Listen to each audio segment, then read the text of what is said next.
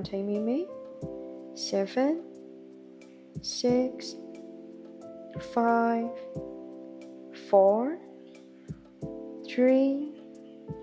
2 1ရှမေဦးကောင်းလေးပြန်တဲမှန်းရအောင်ခုရှုထောက်တဲ့ချိန်မှာလက်လျာရှက်မယ်ရှိမှရှက်ပြောမင်းစီလေးရောပေါ်ထုံမောပေးလိုက်မယ်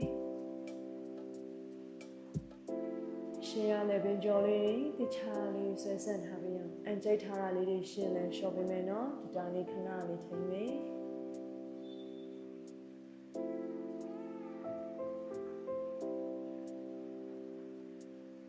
3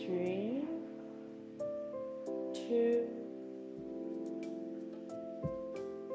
1 okay ရပြီဒါလေးပြန်ရှော့လိုက်မယ်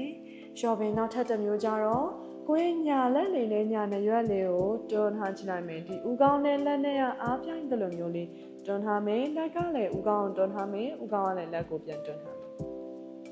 ဟုတ်ပြီဒီတိုင်းလေးကိုခဏလေးထိမ့်မိချိမယ်အန်ကျိတ်ထားတာလေးတွေရှင်အန်ကျိတ်ထားတာလေးတွေရှော့မယ်နော်3 2 1 okay အတိုင်းလေးတော့တစ်ဖက်လေးသွားချိမယ်ဘယ်လက်လေးနဲ့ဥကောင်းလေးကိုတွန်းထားချိမယ်ဥကောင်းကလည်းလက်လေးကိုပြန်ပြီးတော့တွန်းထားပေးမယ်ခဏလေးထိန်းထားမယ်ဒီနေရာမှာတစ်ခုတတိထားမှာတချို့ကတတောင်ဒီလိုမျိုးအရှိယူလာတတ်တယ်အဲ့တော့ကိုယ့်ရဲ့တတောင်လေးကိုဘေးကနေသွားချိမယ်ဘေးကနေဆိုရင်အားလေးနည်းနည်းလေးပို့ပြီးတော့တုံလို့ရတယ်နော် okay အတိုင်းလေးထိန်းထားချိမယ်3 2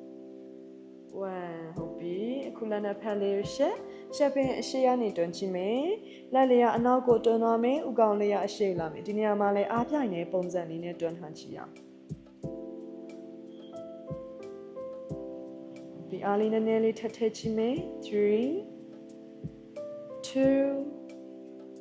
1ရှော့မယ်အခုအနောက်ဖက်ကနေတွန်းမယ်လက်နဲ့ဖက်လေးဥကောင်နောက်မှာထားပြီးလို့ရှိရင်လက်လေးကဥကောင်အရှိကိုတွန်းလာမယ်ဥကောင်အနောက်ပြန်တွန်းရမယ်ဟုတ်ပြီအဲ့နေရာမှာလည်းတွန်းထားချိမယ်ခဏလေးထိန်းတော့